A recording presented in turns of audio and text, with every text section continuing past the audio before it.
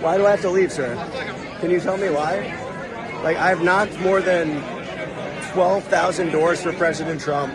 I've done everything I'm getting kicked out right now, guys. Guys, I'm getting kicked out of the Trump event. Folks, it's from a week ago, but I just came across this outstanding video made by Dylan Quattrucci, which is a great Italian name. Dylan, young Dylan, was the deputy campaign manager, something of that sort, in New Hampshire for Donald Trump. And when he went to the victory party that night, he was in for a bit of a shock because he got his ass kicked out. Enough is enough! I have had it with these snakes on this plane! He was escorted out like he was trash, like he was somebody who broke in, a prisoner of the state being taken away. Well, maybe he was showing Donald what it will look like for him in the future. He's very upset, and the whole time spends whining and complaining about all the good he did for Donald Trump, and yet why would he be thrown out? Let's show you this video. They just came up to me and said, I have to leave. I don't know, I saw Trevor, and the guy just pointed like him to me and said, I have to leave, but I don't know, it's ridiculous. I've done more for President Trump than literally anybody in the entire state, and they are removing me from this event. That is ridiculous. Absolutely ridiculous. Unreal. Unreal. They just kicked me out for no reason. For no reason. They just came up to me and said, Dylan, you have to go. Wait, really? Yeah, and I'm like the biggest Trump guy here. I was the deputy director of the campaign. I've done everything I possibly can to support President Trump. This is unreal. That's unreal. Absolutely unreal. This is how they treat loyalty in Trump world.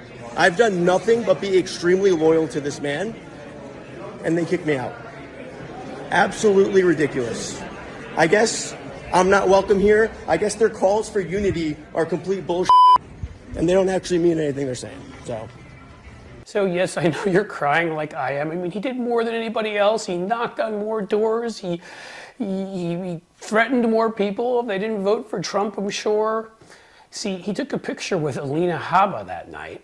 And Alina Habba that day had told the judge in court for Trump that she was so sick and feverish that she couldn't be there to represent him, which most people would take as a good thing. If Alina Habba's not there, your chances of winning go up something like 97.8%.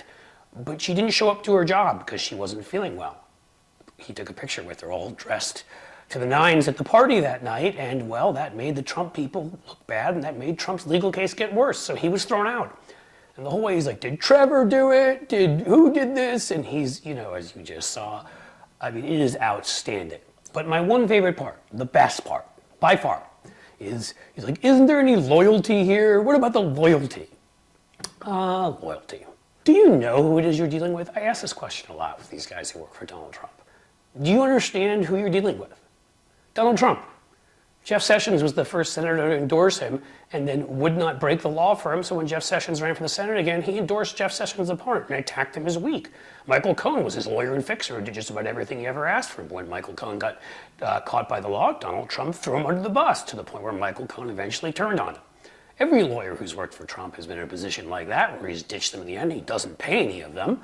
Most of the folks, there's a documentary about it, who helped him build the Taj Mahal, he never actually ended up paying. One guy had a grand piano business. He literally nickel and dimed him to the point where he said he wouldn't pay him unless he'd take half the cost of the piano, and the guy went out of business. There were all sorts of small businesses in New Jersey that went out of business because of this. He's been in something like over 7,000 lawsuits in his life because he refuses to pay anybody for anything.